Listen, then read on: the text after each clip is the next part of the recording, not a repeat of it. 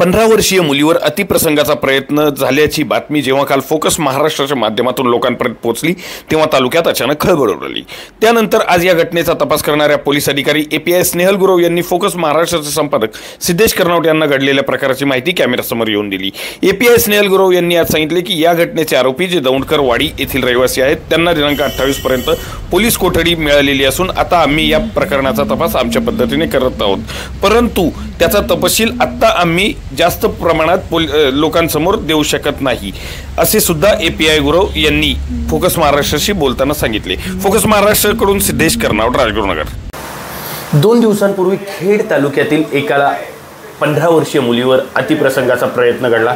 पोलिसांनी आरोपींना अटक केलेली आहे। आपल्या सोबत API स्नेहल गुरव आहेत, आपल्याला या प्रकरणाची माहिती देणार आहेत। मॅडम, काय प्रकरण आहे, काय प्रकरण घडलं होतं की 15 वर्षीय मुलीवर अतिप्रसंगाचं प्रकरण घडला? आपल्याकडे 24/8/2024 रोजी दुपारी 3च्या दरम्यान एक तक्रार आली की ज्याच्यामध्ये दावडीमध्ये राहणारी एक 15 वर्ष 26 दिवसांची निर्भया आहे। ती दावडीमध्ये शाळेत असताना 1 महिन्यापूर्वी तिची एका मुलासोबत ओळख झाली होती आणि त्यांनी तिला नंबर देण्याचा प्रयत्न केला होता, परंतु तिने तो घेतला नाही।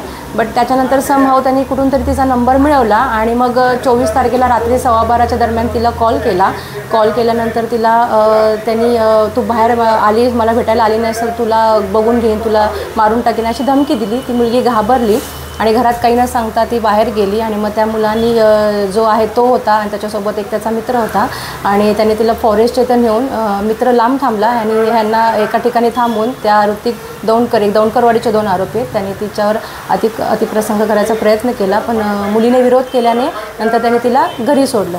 मॅडम, मुलीने विरोध केला, पोलिसांनी त्यांचं काम केलं, परंतु इतक्या लहान वयातील मुलं असे प्रकार करतायत, याबाबत आपण काय सांगाल? पोलीस कुठे कमी पडतायत का? पोलीस मला वाटत नाही कुठे कमी पडत आहेत। आपल्याला पालक आणि मुलांमध्ये जे कम्युनिकेशन आहे ते फार स्ट्रॉंग असणं गरजेचं आहे, कारण मला असं वाटतं की जर ती मुलगी घाबरली आणि त्याचवेळी जर तिने आपल्या आईवडिलांना हा प्रकार सांगितला असता तर कदाचित पुढे जो होणारा अनुचित प्रकार टळला असता। म्हणजेच मुलींनी की त्यांना तेवढी त्यांच्यामध्ये एक विश्वासार्हता पालकांनी तयार केली पाहिजे की काही असेल तरी त्यांनी त्वरित आपल्या पालकांना, म्हणजेच ते त्यांचे बॉडीगार्ड्स आहेत, त्यांना ती माहिती दिली पाहिजे आणि वेळेत अशा गोष्टींना आपण आळा घालू शकतो। आता आरोपी कुठे आहेत? आरोपी सध्या पोलीस कस्टडीमध्ये आहे, पुढील तपास चालू आहे। फोकस महाराष्ट्रासाठी सिद्धेश कर्नावट।